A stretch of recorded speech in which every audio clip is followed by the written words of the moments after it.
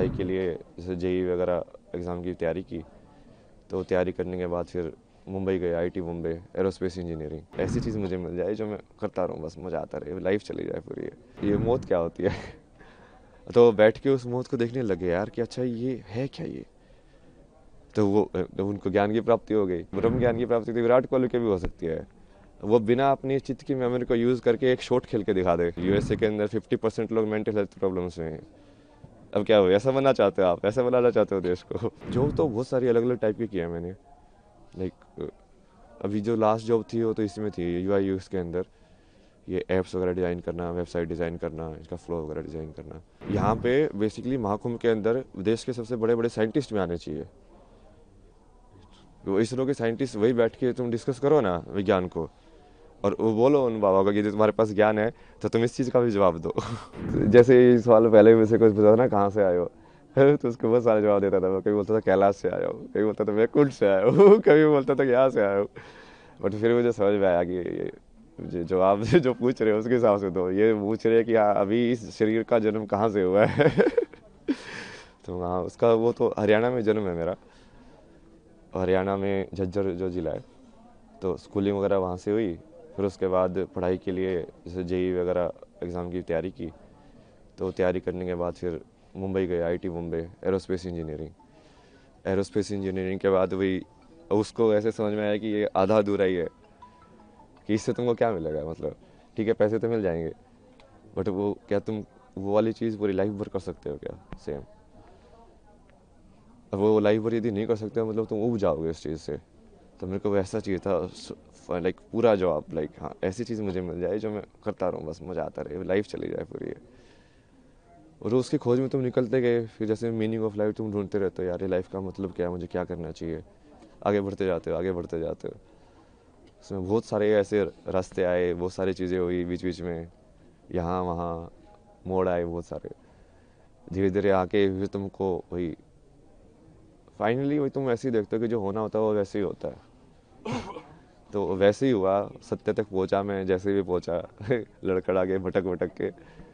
फिर उसके बाद अभी तो जैसे फिर उसको समझ में आया कि अभी जो भारत का जितना भी ये वैदिक जो ज्ञान बोलते हैं या पुराना जो संस्कृति ज्ञान बोलते हैं, वो सारा का सारा उसी के ऊपर डिपेंडेंट है। मतलब अपने जितने भी हैं ये नाट्य शास्त्र या जो भी बनाए गए हैं, वो सब आध्यात्म को केंद्र बिंदु लेके बनाए गए हैं।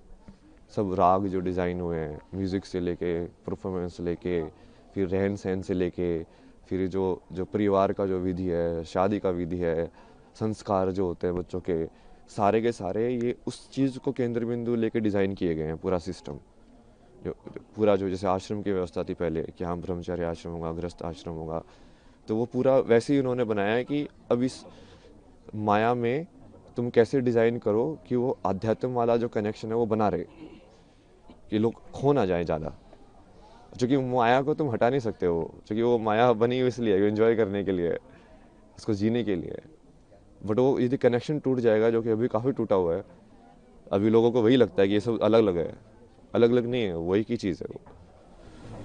तो कैसे ऐसे कौन क्या कैसा आध्यात्म है, और कौन सी चीज़ें जिसने आपको ट्रिगर किया आध्यात्म में, इस स्पिरिचुअलिटी को? ऐसा तो कुछ नहीं है ना जिसने ट्रिगर किया स्पेसिफिकली। लाइक अलग अलग थे चीज़ें जो अलग अलग मोमेंट किस के लिए किस ट्रिगर मोड़ करते पे गए। जुड़ाव आया आध्यात्म की, अब अध्यात्म में जाना है, क्या हुआ ऐसा?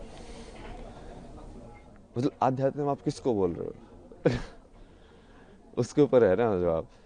अब यदि तुम वैसे देखो तो किसी चीज़ सवाल के बारे में सोचना, बैठ के चिंतन करना, वो भी आध्यात्म ही है। चाहे मैंने कुछ भी पढ़ा हो या नहीं पढ़ा हो, शंकराचार्य को पढ़ा नहीं हो, विवेकानंद को पढ़ा नहीं पढ़ा हो, यदि मैं अपने में ही बैठ के सोच रहा हूँ, बैठ के जैसे रमना महर्षि थे, उनके दिमाग में एक दिन ये ख्याल आया कि ये मौत क्या होती है। तो बैठ के उस मौत को देखने लगे यार कि अच्छा ये है क्या ये। तो तो उनको ज्ञान की प्राप्ति हो गई। अब आप क्या बोलोगे, क्या ट्रिगर था उसका, वो क्या जरूरी थी? कुछ जरूरी नहीं थी। क्योंकि वो करने वाला तो अब वो अध्यात्म से रिलेटेड थे क्या नहीं थे। नहीं, उन्होंने तो ऐसा कोई वो साधना नहीं की, कुछ संन्यास नहीं लिया, कुछ नहीं किया। तो उसमें भी वही है कि आप उस चीज़ को अलग करके देखोगे कि हाँ अध्यात्म में आ गए हो, ऐसा कुछ नहीं है।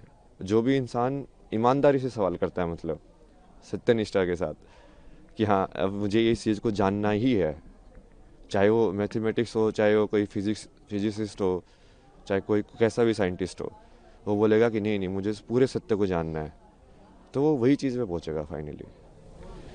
महाराज जी, ऐसी कौन सी चीज़ है आज की पीढ़ी का जो आध्यात्म से एक अलग वो होता जा रहा है, उसको लेकर के क्या कहेंगे, क्या दृष्टिकोण है आध्यात्म का है? क्या चीज़ है जो इस पीढ़ी को अध्यात्म से अलग कर रही है? और दृष्टिकोण क्या होना चाहिए? दृष्टिकोण तो यही होना चाहिए कि ये सब उसी के ऊपर ही बेस है, कि जो बेस है वो आध्यात्म ही है। जो जिस चीज़ को तुम, जहाँ पे हम जी रहे हैं उस ज़िंदगी में, यदि तुम्हारे पास यही सवाल नहीं आया कि मृत्यु के बाद क्या होना है मेरा, और ये मैं जन्म से पहले क्या था, मैं कुछ था कि नहीं था, तो इस सवाल के बारे में तो सोचोगे ना। बुद्ध को यही तो सवाल आए दो चार, लाइक ये बूढ़ा क्यों होता है, ये इंसान मरने के बाद क्या होता है, ये मृत्यु क्या होती है। अब आप सोच के देखो मृत्यु क्या होती है। अब आप सोचोगे, चिंतन करोगे, आपको समझ में आएगा यार इसका जवाब कहाँ मिलेगा। फिर आप ढूंढोगे कि अच्छा तू दे सकता है इसका जवाब, तू दे सकता है इसका जवाब।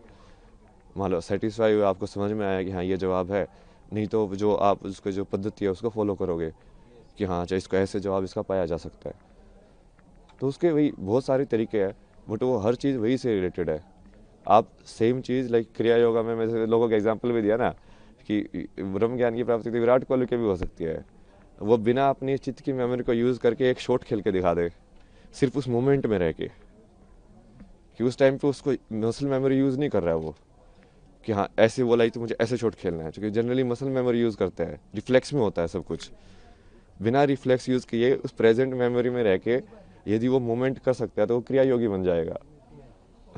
ऐसे डांसर लोग भी कर सकते हैं कि यदि उस पूरी मोमेंट को वो एम्बॉडी करे, पूरा चेतना के अंदर आए कि हाँ मेरा हाथ ऐसे घूम रहा है, पूरा देखेंगे हाँ वो क्रिया हो कैसे रही है, तो वो भी क्रिया योगी बन सकते हैं। तो ये कोई ऐसा नहीं है ना कि वो असली ज़िंदगी से सेपरेट है, ये एक ही चीज़ है। वो बस आप कितनी डेप्थ में उसको देखना चाहते हो उसके ऊपर है। अभी हम पूरा सुपरफिशियल उसमें देख रहे हैं, और इसके भी बहुत सारे कारण हैं। मतलब ये पश्चिमी सभ्यता का असर है। अब ये सुबह जैसे वो फ्रांस में एक थी, उनसे बात हो रही थी, वो यही बता रहे थे कि वहाँ पे तो लोग बहुत क्लोज्ड है, मतलब, और वहाँ पे लोगों को इन सब चीज़ों में इंटरेस्ट नहीं होता है। लाइक सब इंडिविजुअलिटी में और लाइक मटेरियलिज्म को और के चक्कर में पड़े रहते हैं, जो थोड़ा बहुत असर हमारे ऊपर भी हो गया है। चूँकि वो अब हम हमारे पर वो राज करके गए तो हमारे अंदर इन्फीरियरिटी कॉम्प्लेक्स आ गया कि इनके अंदर कुछ तो बढ़िया होगा जिसकी वजह से ये हमसे पावरफुल बन पाए। तो हम फिर वो चीज़ को उसके पीछे पड़े हुए कि इनके पास जो था हम भी वही चीज़ सीखें ताकि वो चीज़ रिपीट ना हो। लेकिन वो सही अप्रोच नहीं है, क्योंकि उनकी हालत देखो ना, यूएसए के अंदर 50% लोग मेंटल हेल्थ प्रॉब्लम्स में हैं। अब क्या हो, ऐसा बनना चाहते हो आप, ऐसा बनाना चाहते हो देश को? महाराज जी, विदेशी जो होते हैं वो आध्यात्म की ओर आ रहे हैं, हमारे यहाँ आ रहे हैं, लेकिन जो हमारे लोग हैं वो कहीं ना कहीं विदेशी परंपरा को अपना रहे हैं, ऐसा क्यों? ये यही है ना, उसकी वजह से वो ये अब जैसे आपके ऊपर मान लो कोई आपसे ज़्यादा ताकतवर है, तो आप सोचोगे यार इसके पास ऐसी कौन सी शक्ति है कि इसको ज़्यादा ताकतवर बना रही है मेरे से, तो आपका भी रुझान उसी की साइड होगा। तो आप सोचोगे यार ये लोग साइंस पढ़ के, ये एटम बम बना के, हथियार बना के ये दुनिया पे राज कर सकते हैं, तो मैं इससे बड़ा हथियार बनाऊं। तो सब उसी रेस में पड़ जाते हैं फिर वो, बट उस रेस का तो कोई अंत ही नहीं है भाई। महाराज जी, एक और क्वेश्चन है कि ऐसा क्या था अध्यात्म में जो आप इस ओर आए, इतनी सरल जिंदगी छोड़ के इतनी कठिन जिंदगी में आने का निश्चय किया, किस तरह का परिवार में क्या इसमें रिएक्शन रहा आपका? नहीं नहीं, इसकी चॉइस नहीं होती ना। रियल में आप देखोगे ना, बहुत सारे लोगों की यदि जीवनी कहानी पढ़ोगे तो आपको समझ में आएगा कि ये चॉइस होती ही नहीं है वो। क्योंकि तुमको यदि वो चीज़ की तरफ रुझान है ना, तो तुम इस लाइक उसको चीज़ तुमको खींचती रहेगी अपने साइड, उस लाइक वो बुलाती रहती है कि हाँ, अब तुम जाते रहते हो उसके साइड, एक के बाद एक के बाद एक। तुम चाहोगे कि नहीं नहीं मैं फिर से लाइक इस चीज़ में जाऊँ मेन स्ट्रीम में, बट वो होगा ही नहीं, तुम खुशी नहीं रहोगे। अब तुमको हमेशा ऐसे लगता रहेगा यार नहीं यार ये मेरे लिए नहीं बना है, ये मेरे लिए नहीं बना है। तुमको कुछ और करना है, तुमको कुछ और करना है। किस तरह की जॉब थी महाराज जी आपकी? क्या जॉब थी आपकी? जॉब तो बहुत सारी अलग अलग टाइप की किया है मैंने। लाइक अभी जो लास्ट जॉब थी वो तो इसमें थी, यूआई यूएक्स के अंदर, ये ऐप्स वगैरह डिज़ाइन करना, वेबसाइट डिज़ाइन करना, इसका फ्लो वगैरह डिज़ाइन करना। उससे पहले जैसे जिसमें भी काम किया मैंने, ये ट्रैवल फोटोग्राफी या डिसोर्स करके एक प्रोजेक्ट है आईआईटी बॉम्बे का, गवर्नमेंट स्पॉन्सर प्रोजेक्ट था। उसमें बेसिकली वो डॉक्यूमेंट करने के लिए इंडियन आर्ट्स एंड क्राफ्ट और हिस्ट्री को, तो उसके थ्रू ऐसे मैं बहुत जगह पे घूमा, बहुत सारी चीज़ें डॉक्यूमेंट की मैंने, पुराने टेम्पल्स लाइक पेंटिंग स्टाइल्स और ये सब।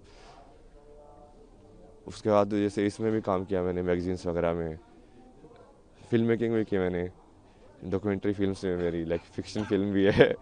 बहुत सारा कंटेंट है भाई। महाकुंभ को लेकर के क्या संदेश देंगे, किस तरह की व्यवस्थाएं लगी आपको, क्या? व्यवस्था तो सही है, अब उसमें मेन जैसे मैं तो ये चाहता हूँ ना कि ये सारी चीज़ें सिर्फ आध्यात्मिकता से लिमिटेड ना हो। यहाँ पे बेसिकली महाकुंभ के अंदर देश के सबसे बड़े बड़े साइंटिस्ट भी आने चाहिए। वो इसरो के साइंटिस्ट वही बैठ के तुम डिस्कस करो ना विज्ञान को, और वो बोलो उन बाबा को कि तुम्हारे पास ज्ञान है तो तुम इस चीज़ का भी जवाब दो। तो वो जब चीज़ें मिलेंगी तभी होगा एक साथ वो, कि वो तभी वो समझ में आएगा कि हाँ ये चीज़ें तो जुड़ी हुई हैं। न्यूज नेशन अब व्हाट्सएप पर खबरों के ताजा अपडेट के लिए न्यूज नेशन के इस क्यूआर कोड को स्कैन करें।